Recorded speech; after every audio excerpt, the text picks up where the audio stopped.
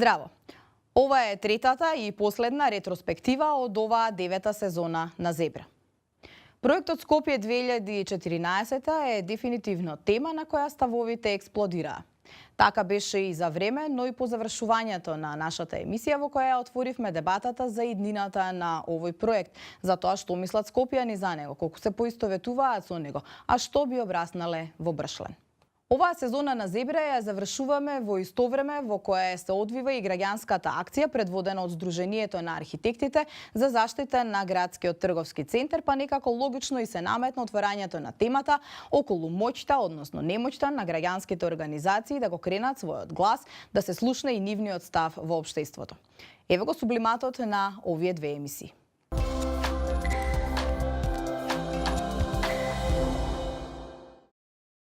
Има и еден друг аспект на кој што многу се повикуваме. Тоа е, ќе дојдат накратко некои поканети странци, архитекти. И тие вообичаено, оно што излегува во јавноста, инаку јас имам други искуства, ги повторуваат зборовите на оние кои ги повикале. Тоа не е нешто кое што се...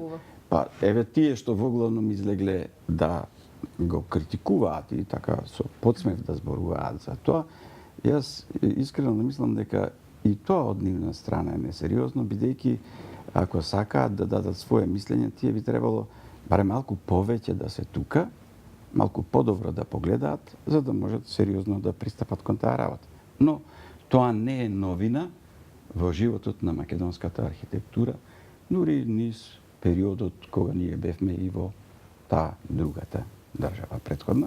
Во однос на ова што велите, коментарите од некои етереферентни експерти од надвор, знаете како јас го слушав Норман Фостер, сите знаеме кој е Норман Фостер, па мислам дека и оние смешни куполи врз нашето собрание се некаков обид за имитација на куполата на Бундестагот, за кој што тој беше номиниран и за Нобелова награда. И бев многу засрамена кога го слушав. Сепак Норман Фостер, мислам дека не е засегнат кој е на власт во Македонија, туку едноставно го видел. Јас бев во Берлин и присуствував на негово предавање. Значи, и се засрамив, се шокирав, затоа што тој го видел спотот, тоа беше 2010 декември месец, значи тој го видел спотот, најавата, и го зема за пример тој спот, за многу лош пример на употреба на историското наследство, на употреба на постмодерните аспекти во архитектурата и на можна злоупотреба, иако тој се огради, на можна злоупотреба финансиска.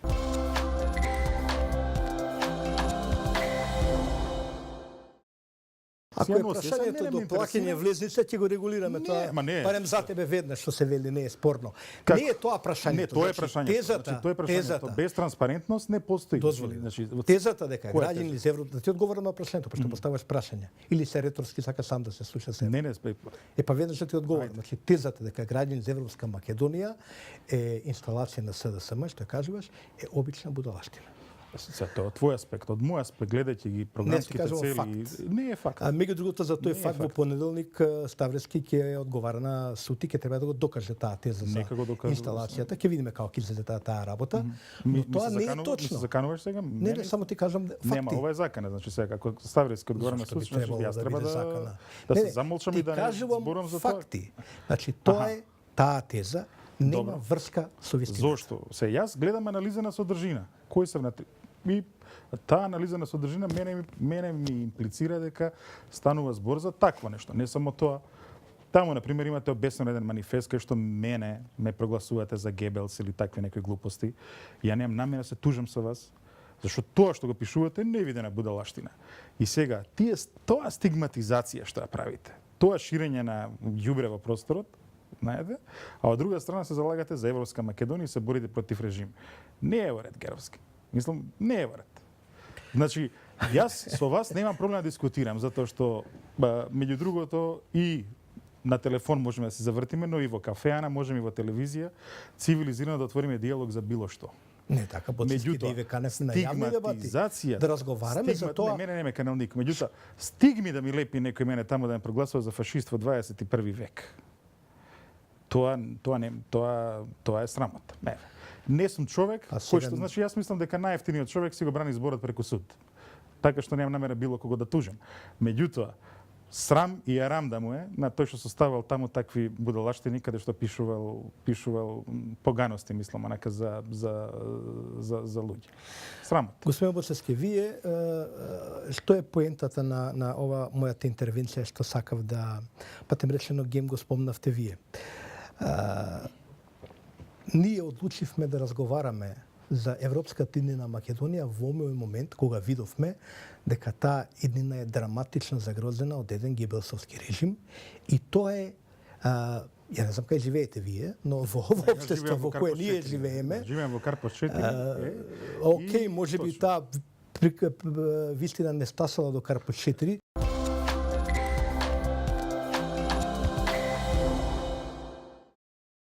Колку се индивидуалните права и слободи на граѓаните во Македонија почитувани? Во текот на оваа сезона од Зебра се обидовме на неколку пати да отвориме теми кои ќе го покажат местото и улогата на жената во нашето општество. И додека темата за потребата од феминизмот отвори една навистина интересна дебата околу третманот на жената во нашето општество, темата за измените на законот за бременост, односно за абортусот, предизвика лавина од несогласување и револт. Законот помина во Македонското собрание, а со тоа оставајќи ги и другите маргинализирани заедници, како ЛГБТ заедницата, да се почувствуваат обесхрабрени и разоружени во својата борба за подеднаков третман во македонското општество.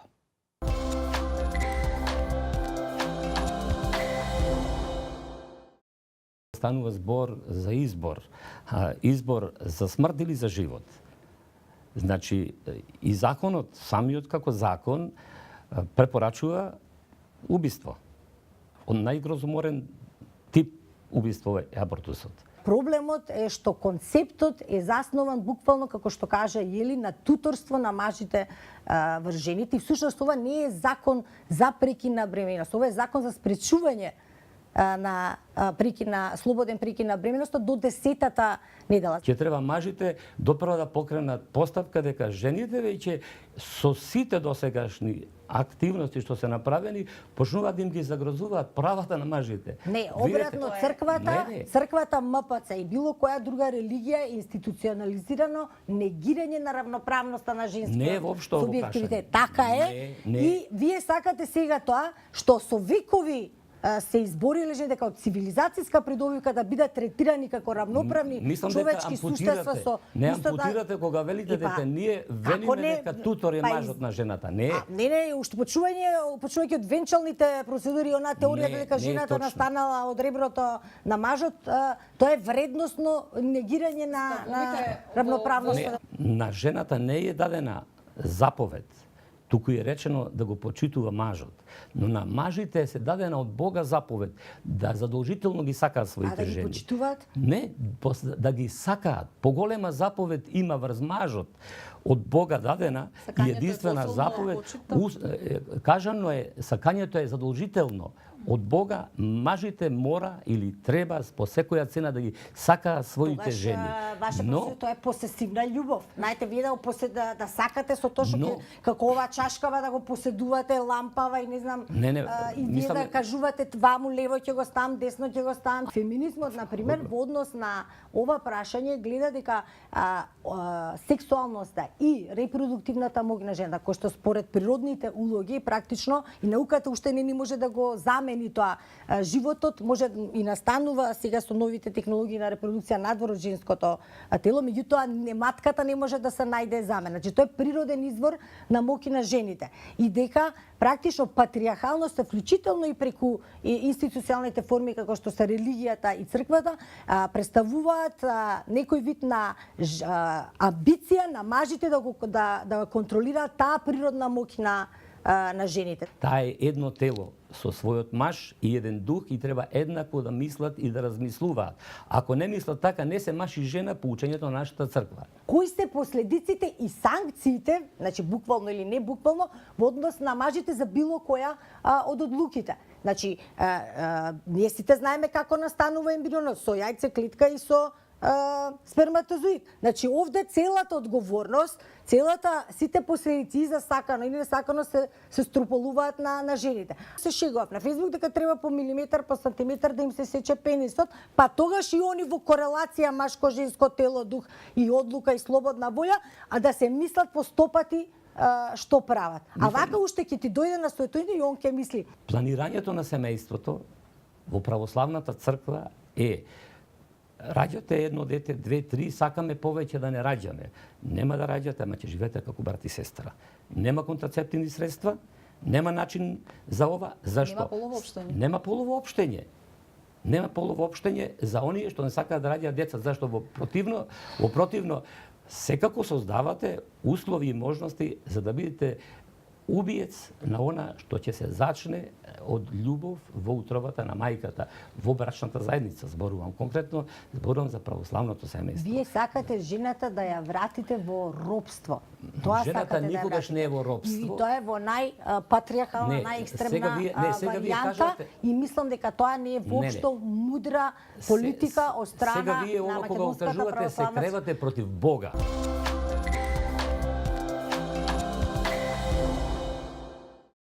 Доколку се двајца мажи обично посвојуваат дете, но меѓутоа не е ни исклучено дека некој од нив може да оствари биолошко потомство. Кај жените е уште полесно, значи тие можат и многу често се случува да исто така остварат, значи да родат дете без разлика на кој начин е тоа дете продуцирано. Значи некогаш е резултат на Добро, а што правиме да, во случај сега тоа дете се запишува во школа, или знаеме дека децата прво што ќе им падне на памет, го кажуваат, немаат влакна на јазик, посебно во оној период од прво до четврто, пето деление, и кога ќе дојдат на родителска двајца татковци. Како тоа дете ќе се чувствува во неговото окружување, кога овој со двајцата татковци? Ма затоа во Америка се работи на тоа да тоа се свати нормално преку баш таков тип на серии како Modern Family, како Will and Grace, не знам.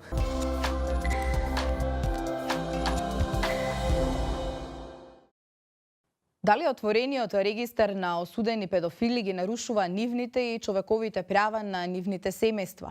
Дали државата вложува максимален напор за да ги заштити децата од насилници? Чија е вината, но и чија е одговорноста за се поголемиот број на злоставувани деца, пред се малолетници, но и мали деца? Жестока дебата меѓу Душко Миновски и Драги Змијанец.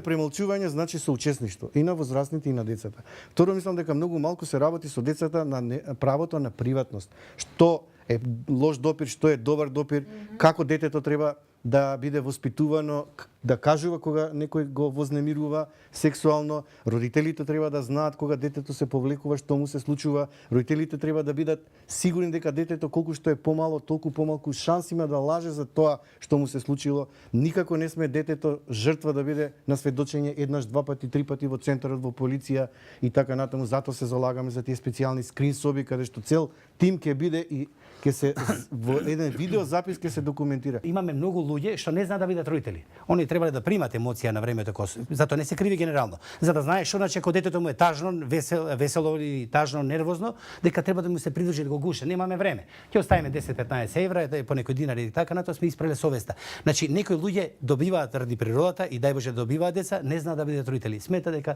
физичкиот интегритет им е заштитен. Има да преспие, има да јаде, има да школа, голема работа. Не правиме. А камоли она што вика Змијанец да направиме муаве дека али подучени како тоа треба се направи. Значи со сериозен пристап, дека одредени допири се непријатни, дека така не може да се случува, дека треба да кажат да се ослободат да разговараат на таа тема. Имаше револуција кај нас направено дали да има сексуално образование или да нема, ми тоа идеме напред во демократизација на процесите. Мораме да воведеме. Зошто да биде тоа табу? Значи мора државните институции да превземат одговорност и да признаат кога ќе сгрешат. Еве, ќе ви дам еден пример. 11 октомври домот. Во рок од 6 месеци Јове Костадиновски грабнува две деца од таа институција. Едно го силува 21 ден, никој не знаеше каде. За никој не одговара во таа институција. После тоа едно дете воз го сгази, никој не одговара. Атанаско побегна, Викторија побегна. Значи без барање на одговорност некој таму, тоа е старател институција, тој е као родител, исто. И во таква констелација, кога нема одговорност кај Џановиќ, нема кај 11 октомври, нема кај Сашо, поранешниот воен ветеран, нема кај тој од Велес, нема кај овој, нема кај оној. Исклучокот станува правило. Почнува системот веќе да станува проблематичен од аспект на мобилност и динамичност. Јас знам дека Центарот за социјална работа има многу ингеренции, но нема ресурси доволно, нема капацитет и не се доволно на терен. Мора да нудиме широк опсег на речеме на квалитативни мерки за поддржување на системот, на семениот систем, да што е најдобро во природната средина.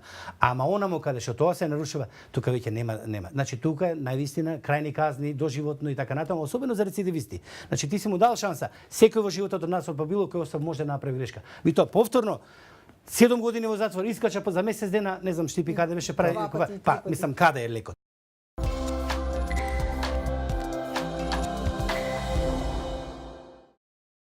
Веќе е јасно дека Македонија уште еднаш удри во затворената врата пред прагот за влез во Европската Унија.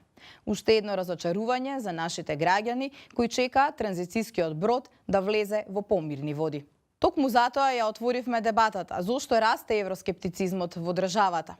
Каде ја гледаме нашата иднина доколку не сме дел од европското семејство и дали и колку сме подготвени на компромиси. Бурно и жестоко дебатира и во текот на целата дебата остана на двата различни брега Мирка Велиновска и Лидија Димова.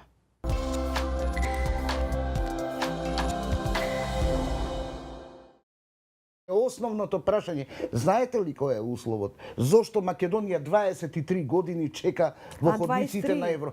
Да, тоа е ново за мене. Од апликацијата Видите, за прием, во за 2005 мислите дека сме лидер сме на Балканот. Јама живее во Забуда, очигледно. Каде што ние етапно се обезличувавме за да влеземе таму каде што рековте дека ни е единствена опција. Каде бевме ние обезличени во 2005? 92 сменивме устав, се откажавме од малцинствата. Имаме подобар устав денеска. Денеска имаме подобар устав. Немојте ве молам. Ве молам. Имаме устав како за 21 век денеска. Си го сменивме знамето под надворешен притисок. Значи не ве прашувам. Покажува дека имаме капацитет за правење компромиси. Тоа се компромиси. Апсолутно. И за градење консензус. Господјо. Сега ќе ви кажам, една од најбитните работи за кои што на видно ниво и битно за не само за ЕУ, битно за македонски не го спомнуваат веќе. Една од битните работи што тие бараат е практично не ми кажувајте кој се тие што бараат. Кој се тие? Глобализацијата бе, Мирка, не живееме у 19 век да му се сневиди. Глобализацијата не е таква како што сте ја виделе во 90-та година. Каква е? Америка не е газда на светот. А кој е, ба, впрочем? Европските држави не се газди на светот. Кој е, Мирка, кој е? Мултиполарен е светот. Светот веќе нема една цивилизација и остаток нецивилизиран. Едни владетели и другите робови. А да ви кажам, не е тој свет. Вие сте заглавиле. Малку со статистика да се занимаваме. Оставите статистиката таму кај што ви треба во секретаријатите, во комесаријатите. Овде разговараме за реални интереси на реални луѓе. Не може да ми продавате регионална организација, како пакет на, како се вика тие ТВ услуги, и да викате, вие, господо, кај нас супер за членете сте, најболја програма ќе гледате, ама под услов да не знаете како се викате, да не знаете јазикот како ви се вика, односно нас не ни се допаѓа вашиот само идентификационен избор. Ама тоа само во вашата глава бе, Мирка, не е тоа точно. Во вашите акти, господјо, вие сте лобист на една група моćници кои немаат врска ни со националните политики. Што подразбирате под лобист? Платен, вие. Платен сум јас. Вашиот институт не работи на фондови домашни. Сакате ли веднаш да се менуваме? Јас и вас, вашата имотна состојба со мојата, веднаш да ја менуваме. Штом сум јас платен лобист, мислам, како да ви кажам. Ајде да си ги смениме положбата. Ја ќе живеам во зградата кај што живеете вие, а вие дојдете да живеете кај што живеам јас. Па бидејќи сум платен лобист, со дискредитација аргументи, Мирка, треба, не треба дискредитација. Имате ли одговор на моите? Имам, јас цело време ви одговарам, ама вие ме враќате во 19 век. Не можам таму да разговарам. Не можам на тоа ниво да разговарам. Кој друг Кажете ми Кој друг статистика, кажете ми народ се подршка соочил на ова. со ова ние што се соочуваме? Не во 19. Нас само ни се чини дека се соочуваме затоа што Не ни така се сме чини. избрале.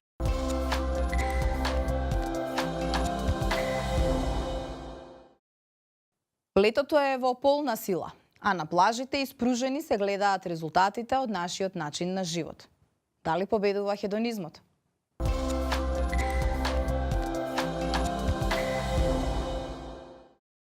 Што ја знам, хедонизам или здрав живот, тоа е како во мрзенци кои ги те прашат прасе или јагне, викаш да. Мислам, зашто да не и двете? Затоа што хедонизмот не значи дека е нездрав сам по себе. И јас би пробал се што ми е кејф.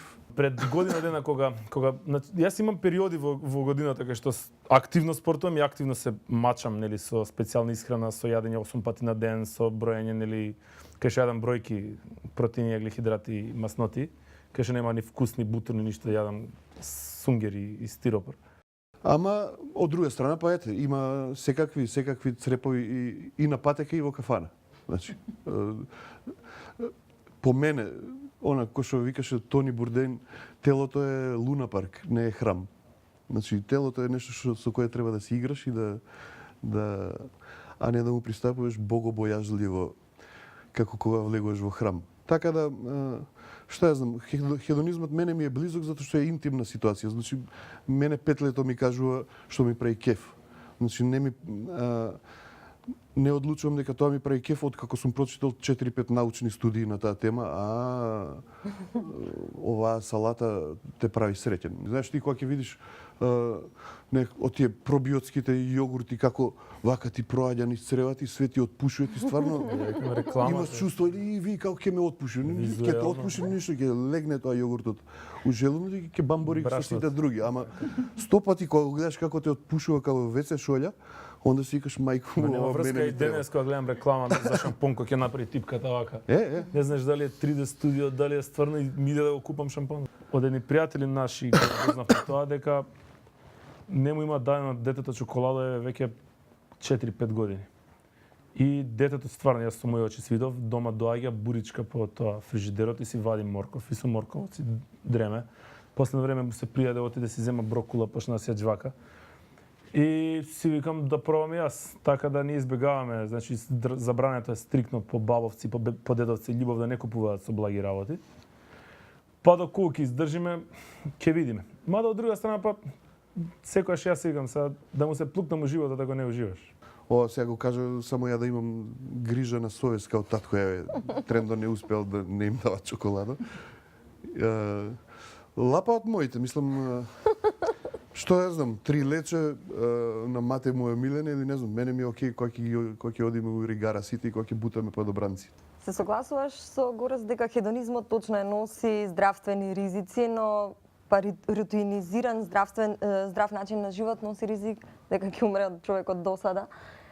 Јас би бил крајно незадоволен од било каква смрт да ми се случи. Значи, јас не можам да одберам сега од што сакам добро. Јас стварно би бил разочаран од себе. Многу би си фадал сам на себе во тој случај. Ке се качуваме на водно. Јурук мој заменикот, он секој ден е на водно. Само со поглед би можел да го испратам. И доволно ми. Мене водно, например, ми е страшно досадно. Не, водно, знаеш ли зашто ми е досадно? Ја не можам да например, јас сакам да спортувам, ама сакам одредени работи. Например, можам да трчам 100 сата, да возам точак или да се качам на водно, ма нема шанс. Ја еднаш се качев на водно до средно. Ај што ме претиса, таки фити, значи. Тука ми се сруши цело. Назад врат се одма. Викам уште Јане Милјовски ако ме претиса. Да. Ќе седнам, ќе си пукам у колено и толку.